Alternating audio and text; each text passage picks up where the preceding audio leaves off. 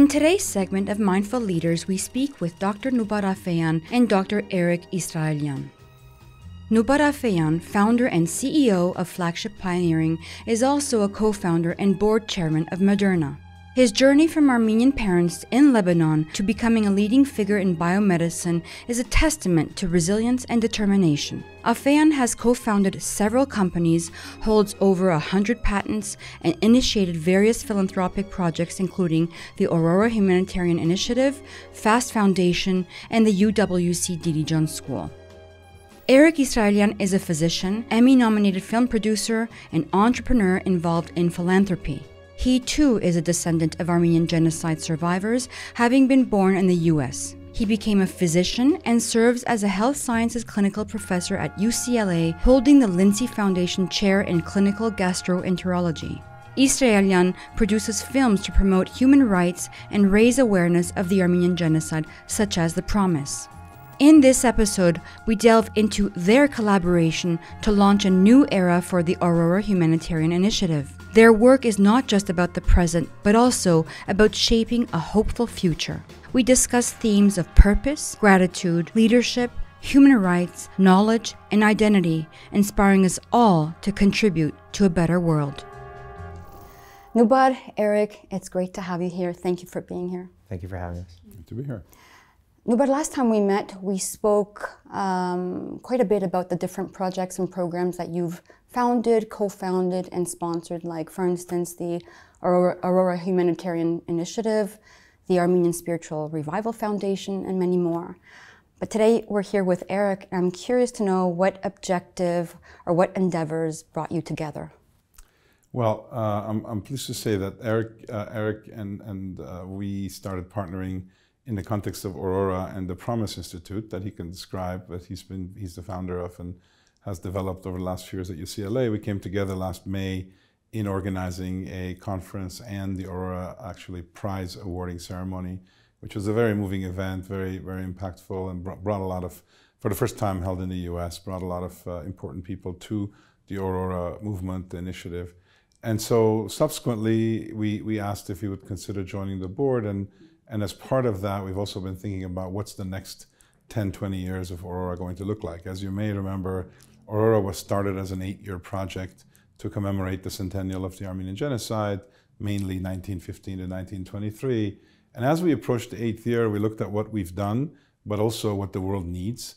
And I'd say partly because of the fact that there has been some resonance in the project and its appeal and its reach. We have reached well over 2-3 million people around the world in different countries, but also because of the world getting worse and worse and needing more and more humanitarian activity, we felt that we really need to convert the project into a more permanent establishment and really grow it and make it even more impactful. To that end, we reached out to Eric to invite him to join as a co-founder 8 years into the project. As you know, the project was co-founded by the late Vartan Grigorian and by Ruben Vartanian, who's currently in jail in need of humanitarian assistance as opposed to dispensing it as we were for so many years together. And we look forward to his being treated justly and being released so that he can join us again. But as we enter the next phase, Eric was very kind to join us in this endeavor. And we look forward to joining forces and making Aurora just one of hopefully many in the future, but one of the first international projects of Armenian origin that are meant to just help the world. Mm-hmm. Eric? Yeah, so it's an honor for me to be alongside Noubar and alongside the other co-founders who I also admire. Obviously, Vartan Grigorian, a legend, and someone who we all, I think any of us who have been in academia or have been involved in philanthropy in the United States admire and look up to Vartan, and of course Ruben, a friend who I met with Noubar and through Noubar, and I obviously feel the need to offer whatever I can to assist Noubar in the next phase of Aurora. It's been a pleasure for me to get more involved with Aurora over the years, and I think the concept of having an organization started by Armenians, inspired by a hero, Aurora Mardiganyan, but actually an organization that does things for all of humanity, is really inspirational for me, because it's really outward facing and not necessarily self-congratulatory, and it's not it's not coming from a place of victimhood, it's coming from a place of strength and doing great things for the world. And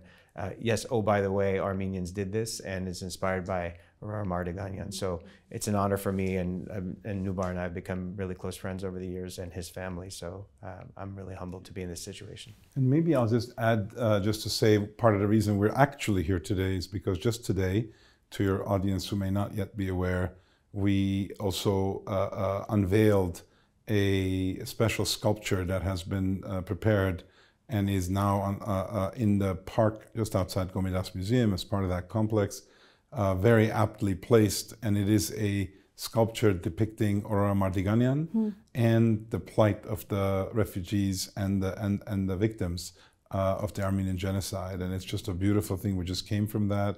And what's interesting about that is that Aurora, who really was kind of one of the, if not the most visible, impactful person, a strong woman, lived to a very advanced age with her wits about her. We just also watched the very excellent documentary kind of film that was presented about her life in her own words and through other documentation.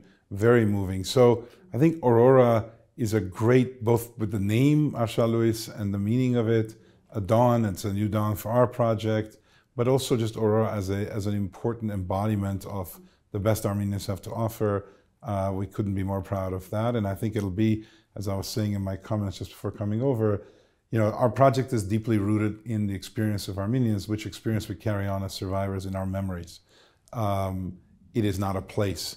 But now for the first time, the project, which has reaches all around the world, has a physical rooting in Yerevan, which is where we wanted, at the statue, basically capturing all of those memories and experiences, but in a physical place, so that we will, hopefully, the more the world hears about Aurora, the more they'll want to come and see that statue and pay homage to what she did. Okay, very good. As nobody may know, usually on this type of a segment, I usually like to ask people about their internal compass. Take your pick, whoever would like to answer this. Most of us know what you do, most of us. Few of us know how you do it. I think very few of us actually don't know why you do it. And nothing like a pithy answer, but really deep down, why? What is your internal or infinite goal that would help fulfill you by doing the work that you're doing? Well, maybe I'll take that first, since you know, I think I want to give you a break too, because you've been talking a lot. But you know, for me, honestly, I think my faith drives me, and that's what I feel honored to be in a situation to help people every day. You know, I came to Armenia initially because of the rededication of the cathedral at Echmiadzin and the blessing of the Holy Mural, and where Noubar and I were honored to be there together. And it was just serendipity that the unveiling of the statue had already been planned, and my connection to Aurora was coming together. But I also feel like they're all meant to be. We showed this film, Aurora Sunrise, which I had the honor of helping to produce.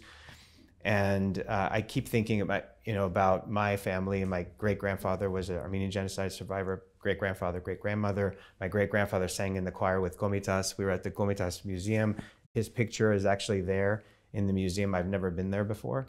It's also in the Titsena Kapert, you know, and this is something that connects me to, obviously, to Armenia, to our story, to Aurora in some ways, and obviously to the Aurora Humanitarian Initiative.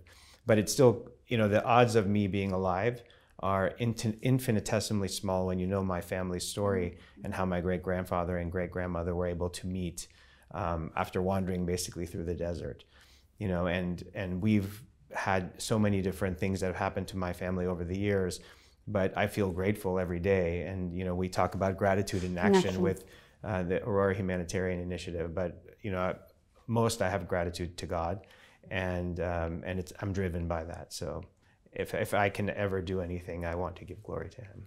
So if you don't mind, but I want to kind of go on with this, but ask a different question to you. Because I know the work that you've done also with the Armenian Spiritual Revival Foundation. And when I hear a story like this, I can't help but think about, you know, how Armenians have strived, thrived to move forward. We can never predict the future. And we're usually unprepared for the unknown. You know, we become anxious and uncertain because it's the unknown of the future. And despite the striving and thriving that many Armenians have gone through because of collective trauma over centuries, not just a few generations, I'm curious to know, apart from the resilience that we've developed, I feel that there's an element that's missing collectively, and that's the collective healing process. How would you actually address this, and how are you addressing this for yourself? Is that the why, perhaps, for you, of how to actually heal? Or what are the programs that you've been doing that help in this direction? And what advice would you give, I don't know, a 15-year-old student or a 23-year-old student who actually knows cognitively what this means, but emotionally we haven't had the chance to really undergo any kind of healing? That's a pretty detailed and deep question. So, look, I think, I'll combine both, the question of the motivation and what do you do about this. I would say that my past, which I didn't really consciously think about for the first probably 30, 40 years of my life, but I was brought up heavily with, because I was born into a family where my great aunt was 75 years old when I was born. I basically shared a room with her since I was 3 days old, I'm told, I don't remember. And I shared that room with her till I was 20 years old, and I went to graduate school. During that time, I lived with a woman, Armenian, Esrailian, quite serendipitously, who married name, who basically spoke 5 languages, read a book a day, had been a nurse in Greece after the genocide, and saved lots of people's eyesight with her husband, a doctor, and through cataract surgeries. Just led this unbelievable life. So I had honor. I was like an apprentice to her who basically just did good in her life. I'll tell you, it's not something I talk much about. So imagine I'm 5, 6 years old in Beirut, going to Armenian school, and this now 80-year-old lady every Wednesday would get dressed, and I would wonder what's she getting dressed for. And she would go, later I learned, to Karakuzian, which was at the time operating a social service, as they have done for decades, operation in basically serving people without education, without means. And she used to teach young girls and women hygiene, personal hygiene, and essentially reproductive kind of things to be safe at 80 years old, because she was a nurse. So and you just imagine that in Beirut, in a conservative Armenian environment. I mean, that's nuts, right? I mean, that's really, so I lived with that. So I say that because I've kind of later on realized that the consequences of surviving and then again escaping Lebanon due to the civil war, and then being taken in literally as refugees into Canada. I mean, we were given refugee papers when we got there,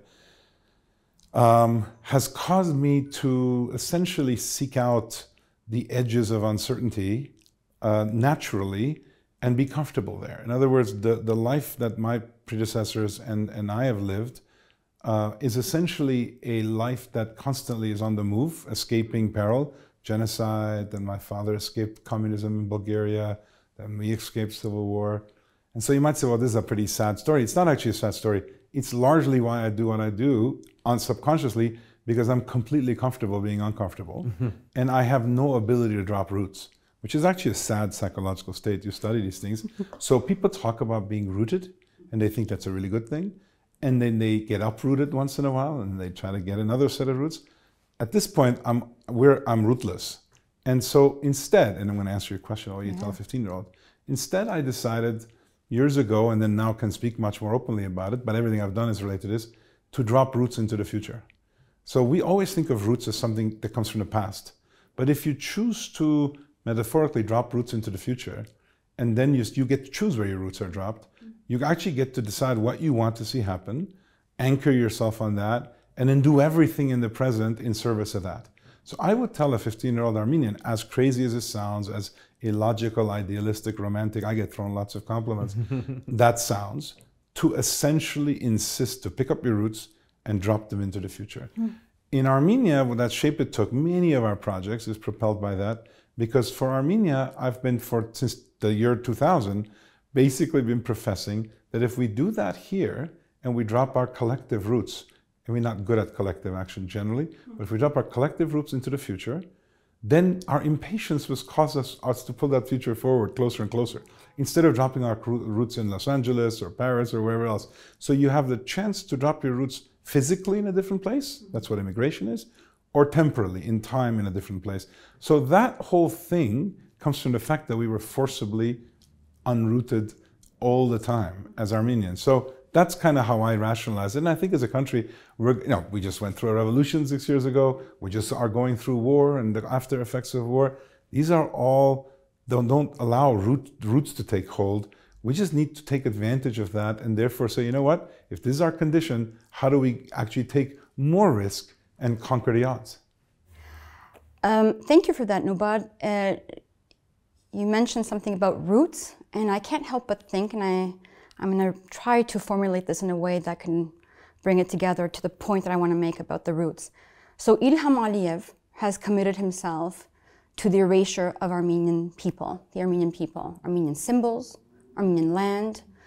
He has not hid that information, obviously, right? He's been saying that for years, and he manifested it in 2020 and 2023.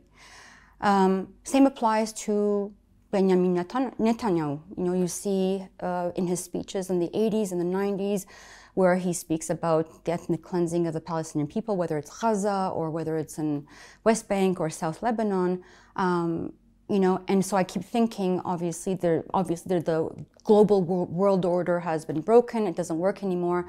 And you're talking about roots, and I'm thinking, how do I actually make sure I can remember that I have the roots if I don't have the actual territory where which most of my symbol is, you know, my religious artifacts have been desecrated or the people have been eliminated. How do you do that? How does one do that? What is needed when that's absent? Well, look, I think Eric will pick up. I'll give you a very short answer, which is that is rooted in what William Sarayan wrote about 100 years ago or 90 years ago, 1932. The famous saying that Armenians worship and repeat all the time about two Armenians meeting anywhere in the world, that is not just a statement. That's a fairly lengthy writing he makes. That story goes to two Armenians meeting in Russia at a bar and essentially having a discussion. But more broadly, he goes on to talk about how, you know, nation states, this was World War I, are not the right answer to the way the world order should work, and that nation people are. And that he would say there's no France, there's no Italy, there's no England in the world, there's French people and English people and their cultures and their collective memories. And he would say that about Armenians as well, because in a way, when you're stateless, like we were, including during the Soviet Union, but for small interactions, we were not able to enjoy that as a state. We essentially had a state in our imagination which embodied the collective, the nation. And in fact, the only physical embodiment we had was of the church. The church was there everywhere around the world, carrying on the role of a piece of land. If you look at the Aga Khan and the global network they've built, where they are spread all over, but they have no particular piece of land they own. So it's an interesting moment for Armenians because we have a state. We haven't acted in the protective way we probably should have, and now we need to make sure we ensure its safety. But I think that, you know, Armenian identity, Armenian memories, Armenian experiences are within each of us, and collectively they're stronger, and with a state they're even stronger. Therefore, we have to protect all of the above. What's happening in Gaza and other places are examples of that. Look, you don't, as a people, if you're weak, you don't get to control what happens, but you get to control whether you keep fighting and you keep maintaining and preserving your identity so that you come back someday. Look at the Jewish population. They did that for thousands of years against all odds. At this moment in history, they are actually able to enjoy the fruits of their efforts. On the other hand, we have other conflicts that we have to deal with. So I think that there are ways. Humanity is a pretty resilient thing, and I think we can keep, especially with social media, we can keep, and other means, we can keep these alive. Yeah, I think it's important to you know, continue to tell our stories, and we have to be the ones that tell our stories, you know. So to the 15-year-old or whoever you're talking to who may feel like this is a dark period of our history in modern times, you know, I think Armenians have been through worse times over centuries, over thousands of years. But we didn't have access to the information. I mean, obviously, the world has seen horror for as long as there's been recorded history. So I think for me, I actually, you know, again, I think about resilience of ancestors. I think about people like, again, we showed the story of Aurora Humanitarian and her survival in her own words, everything that she went through. And she didn't have a happy life. She didn't have a happy ending. I'm just grateful that she had the opportunity to tell her story so that we can make sure it's not forgotten.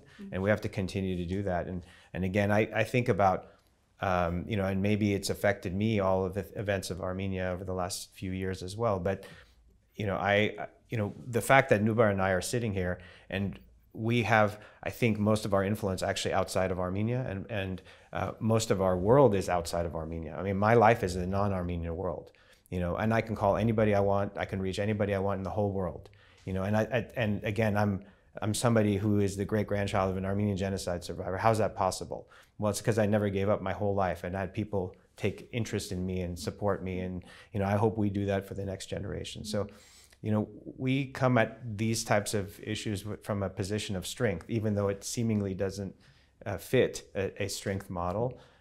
That's how I approach things. So not victimhood, and, you know, thinking about the next, you know, the next 100 years, next 200 years, not just the next 2 weeks, you know, so it's a long game. I'm thinking about the work that you do again. And obviously you're using your position of leadership, because you guys are in a position of leadership, to do good. And I know you've spoken about this in different locations extensively, but I do need to actually bring it to this point, which is there are many individuals who are in leadership positions who do not use their position responsibly. And you may say, well, it's because people want power, and it's because the will of power has been conditioned or has been developed since their childhood.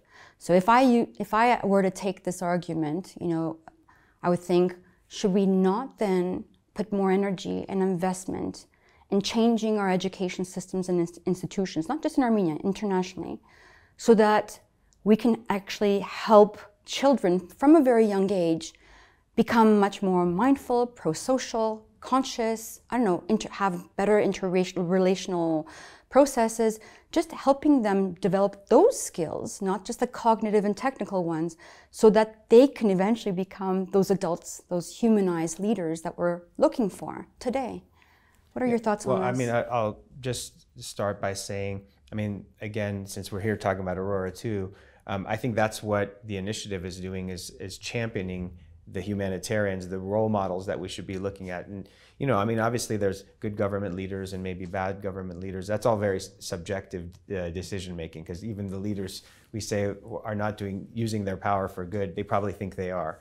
So, but I think, who can we celebrate instead of maybe celebrities or government leaders? Who do we look up to? I look up to the humanitarians that are part of the Aurora Prize, the laureates, the people that are unsung heroes.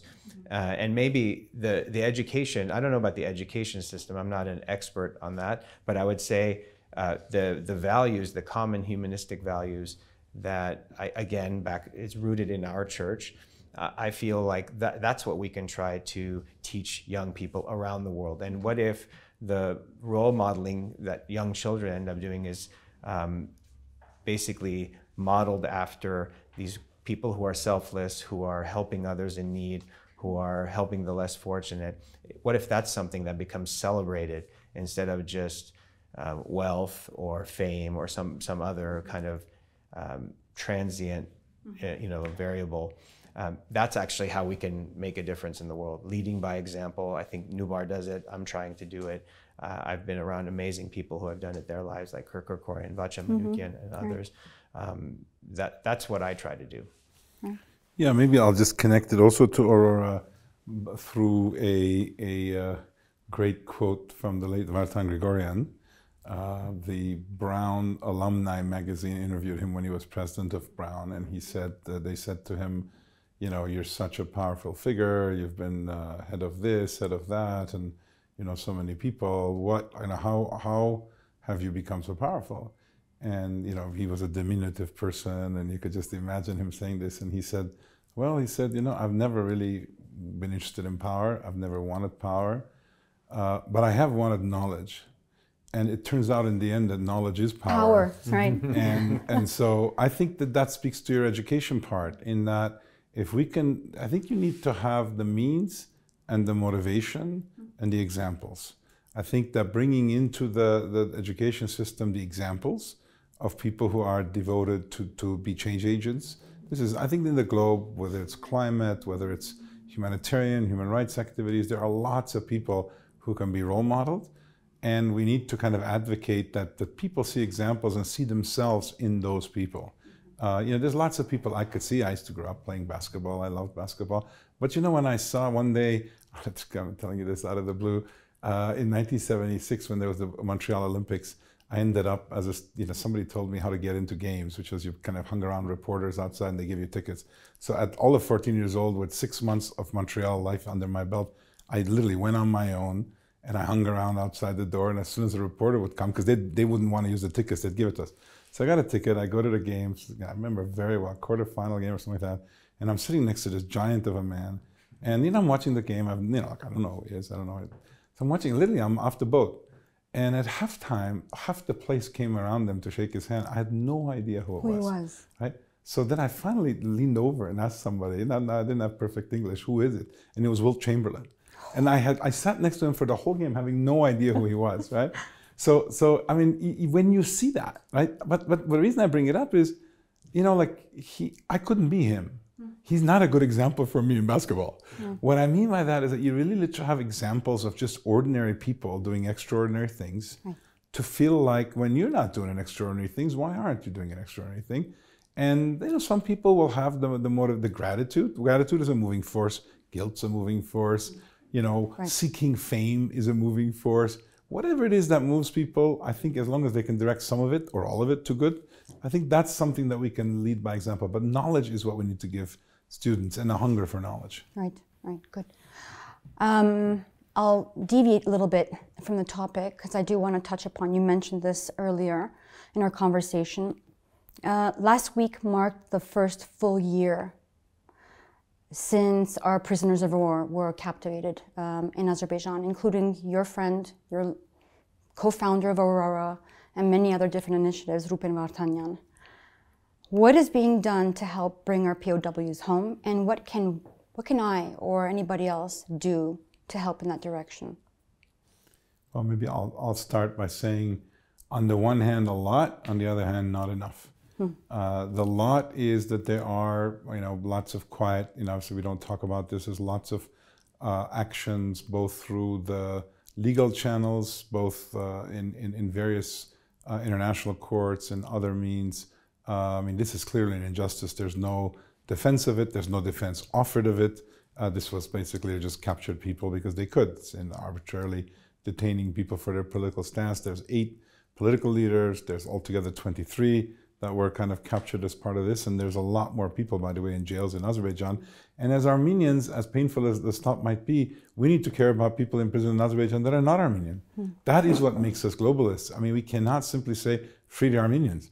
They are indiscriminate violators of human rights. And they have tons of reporters and human rights activists sitting in jail. And by the way, as you may know, they are denying entry visas, the government there, to many, many people who have acted against them in the Council of Europe and voted against them to go to COP29.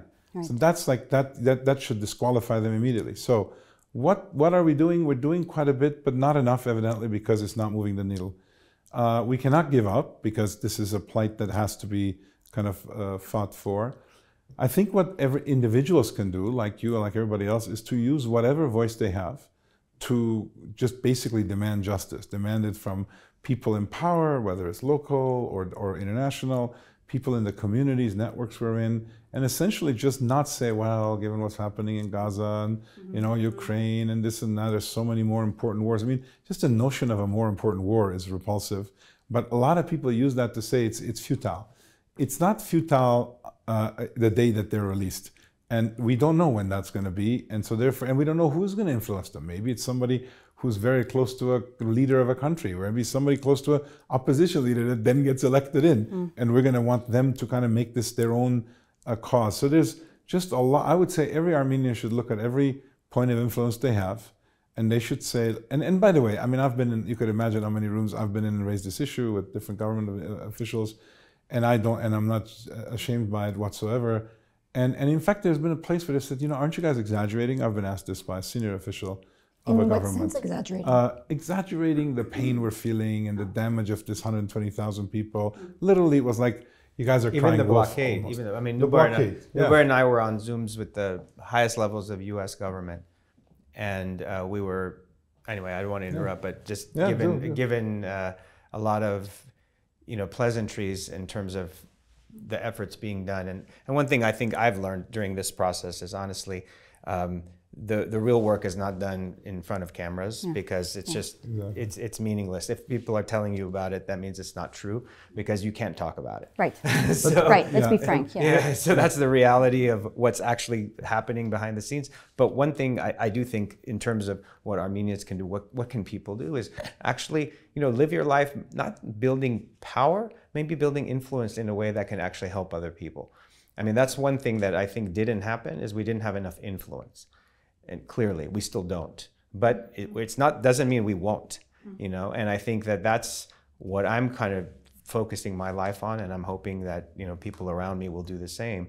Is let's build towards something, so that the next time we are in a room and we say that you have to do this, people do it. Right. Yeah. In fact, I was going to say is one. I think the point Eric's making is a good one, which is that influence is power.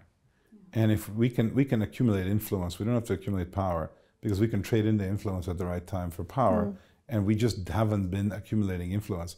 But the key thing I wanted to say is that when pushed back on this issue, one of the things I realized, I said, look, I don't think you guys understand.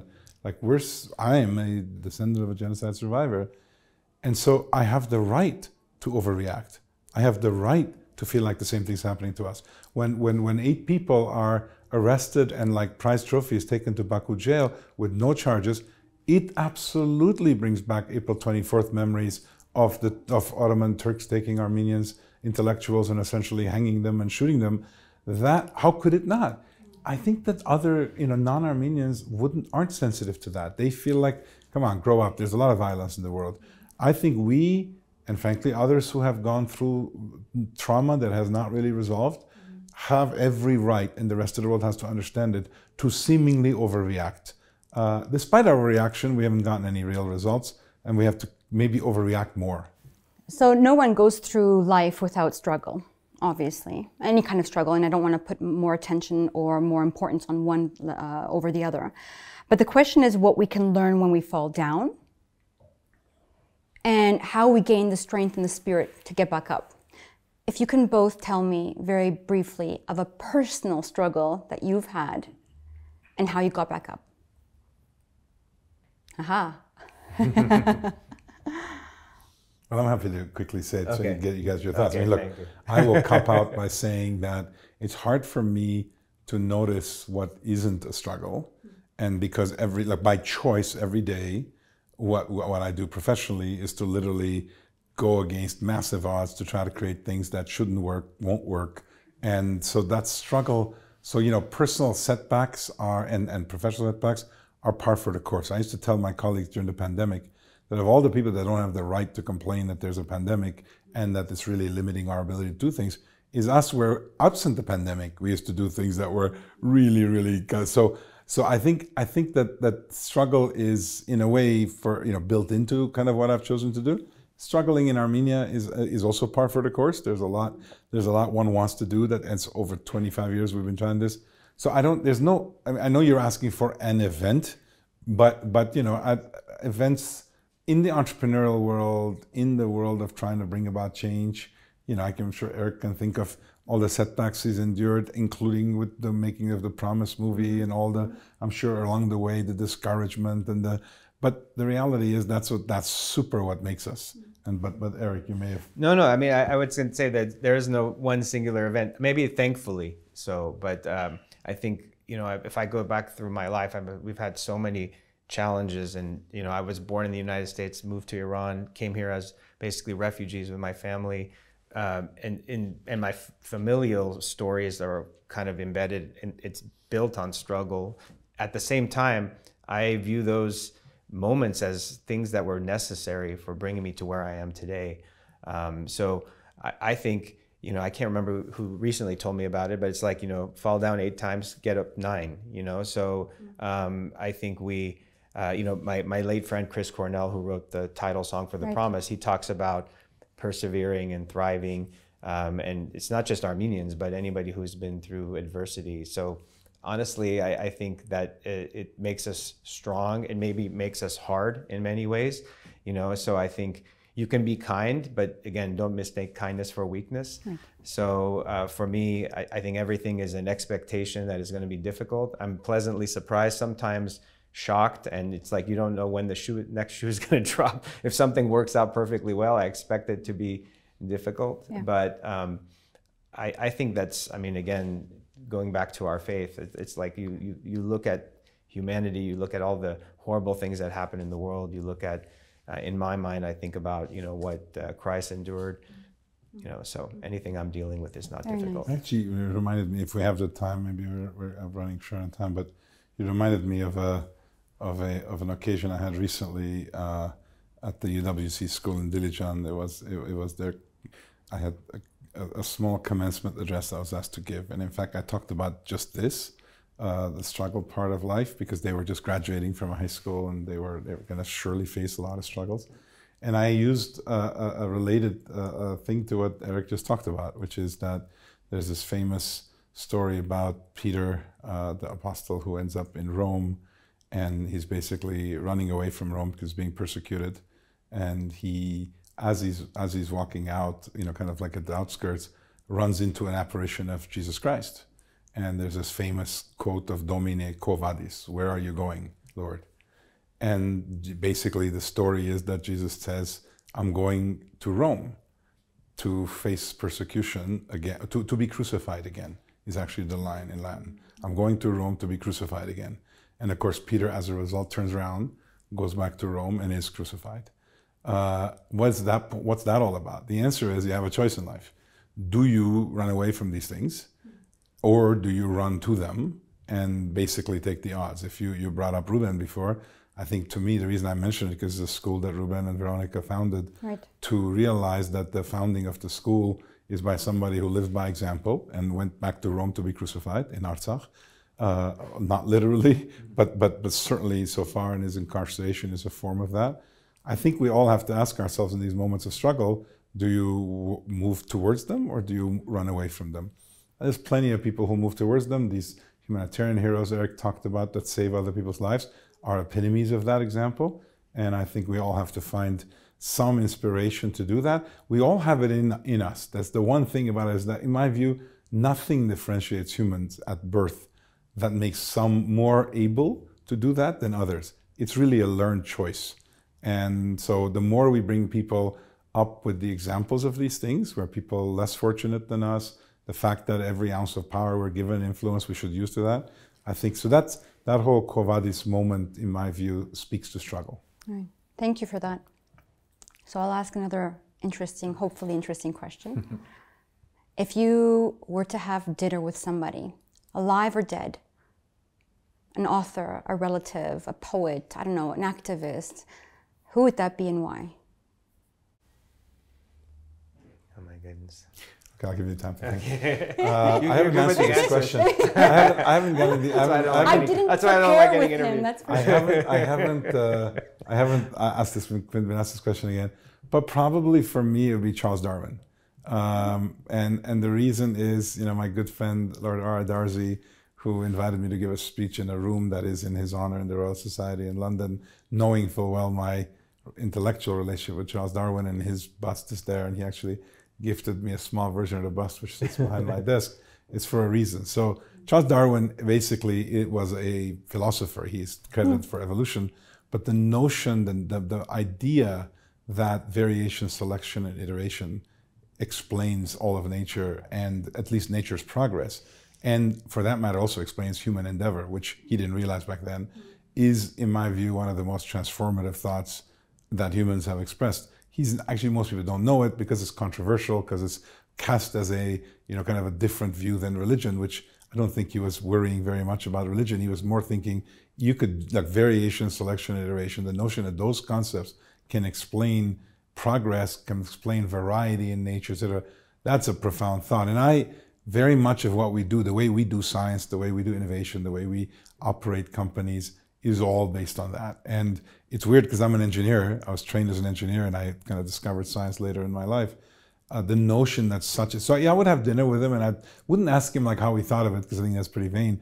I'd just thank him because I do think that he changed the course of much of human science for the good, in some cases for the bad. But today, if you look at AI, for example, artificial intelligence is a tool by which we can do more variation, more selection, and more iteration, and we'll be able to do it thousands at a time instead of one at a time in the brain of one scientist. I mean, just imagine that as a collective activity with all the good and bad that can come out of it. So I'd actually choose him. Very good answer. I'm going to give you a non-scientific answer because, again, the reason I was here this weekend was because of the rededication of our cathedral in Etchmiadzin. And I might have had a different answer before, but I would say now I would like to sit down with St. Gregory the Illuminator. For me, the importance of Armenia in the world is not just about us, but I think it's also the unique place that Armenia has in Christianity. If you've been to the Sistine Chapel, if you walk outside of the Sistine Chapel, which is pretty valuable real estate anywhere in the world, there's a huge statue of St. Gregory the Illuminator.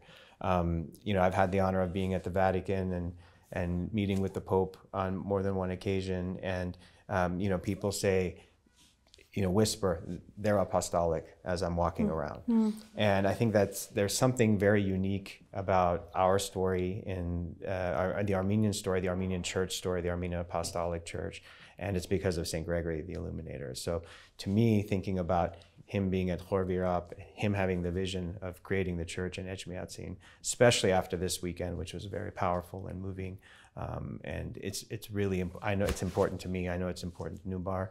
I think our church has a unique place in the world. It has a unique place in Armenia. I think it is one of the reasons that we're still standing, why we have a country. So I would like to meet with him. Great. Thank you for that. And I know our time is short because I'll promise to ask one final question. So with everything that's happening in Armenia, around the world, let's suppose that we all three of us meet in 20, 30 years from now. And it's just play with me on this question. So 20, 30 years from now, I don't know, we're in our 80s and 90s, and I would ask you, what would your hope be at that time for the world and more specifically for Armenia? I won't be 80 yet, but that's okay. I'll be 90. Okay, 70. I look like I'm 90 now. No, you don't. You want to go first or you want? No, you go first. Look, I think that in 30 years we'll be fighting a massive climate crisis. I think that there's going to be, whatever we're dealing with now is unfortunately going to be a small pilot experiment in what we'll be confronting. I think that humanity will have to realize that it really can't survive in this resource extracting, individualistic world. Our societies are individualistic, our individuals are individualistic, but our societies are operating as kind of, divided we stand, united we fall, which is the exact opposite of the truth. And these international organizations are basically, not being effective at bringing this about. And I think that nature will bring it about. I mean, just like the pandemic brought us to our knees, what climate is going to bring us to our knees. And sometimes it brings out the best in people. And I think that some combination of better governance, technology, and humanity is going to have to fight back. And I think 20, 30 years from now, we'll be smack dab in the middle of that. I think it'll overwhelm everything else.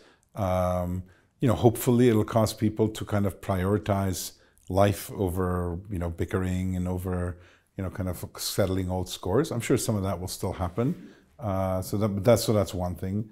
I think with respect to Armenia, I hope that Armenia will have matured into a more into a country that knows how to use all its resources for the good, into a country that is able to assemble the type of network it has readily available to it via a diaspora caused by events 100 years plus ago, and that it is moving towards a better version of itself. I almost feel like we owe it to our ancestors to do something useful with Armenia in view of the sacrifice they made.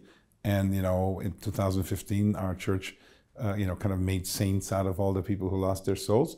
If you believe in religious kind of themes, you would think that these essentially sacrificed souls would expect us to understand what right is and move in that direction. So I think 20, 30 years from now, we may have gotten the maturity as a society, I hope, to actually value that and really build the future they would have wanted instead of being stuck in the present. I do think there's this unending struggle between the past defining you, the present limiting you, and the future taking third place in terms of our mindset.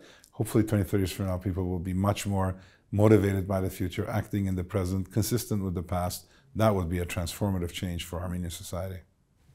Fantastic. Yeah, I think we'll be discussing, kind of the opportunities and threats of technology. I think there are amazing benefits to technology, especially like biotechnology and scaling impact of great things around the world. And obviously, I think there are dangers. I think you can create weapons, you can do harmful things to human beings using technology. And I think that's something that we're going to be wrestling with, whether it's in climate, whether it's in kind of geopolitical affairs, or dealing with having to fight diseases and other kinds of things that have been kind of facilitated by technology. Nevertheless, I think that I'm an optimist, so I view the future as being bright. I hope that we can share stories more rapidly through technology, which we're doing today.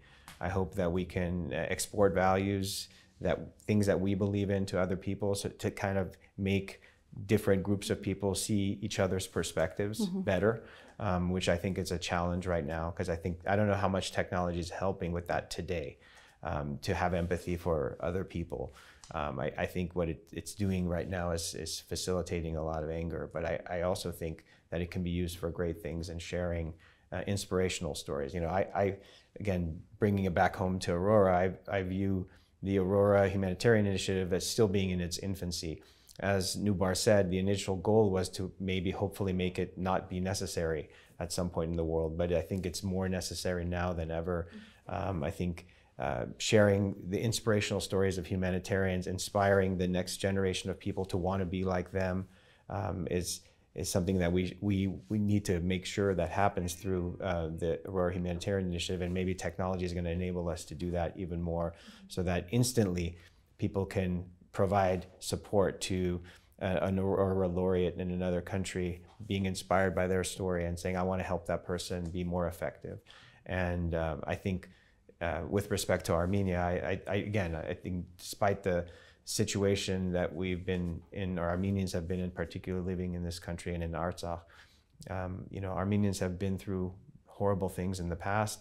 The future is bright. The key is going to be educated, building influence, learning from other countries, learning from examples of successful small countries in the world. Why can't Armenia be one of those countries? And I know it can. Amen. Great. Eric, Noubar, Thank you. thank you so much for your time and your wonderful answers. Thank you. Good luck with everything. Thank you. Thank you. Nice to meet you.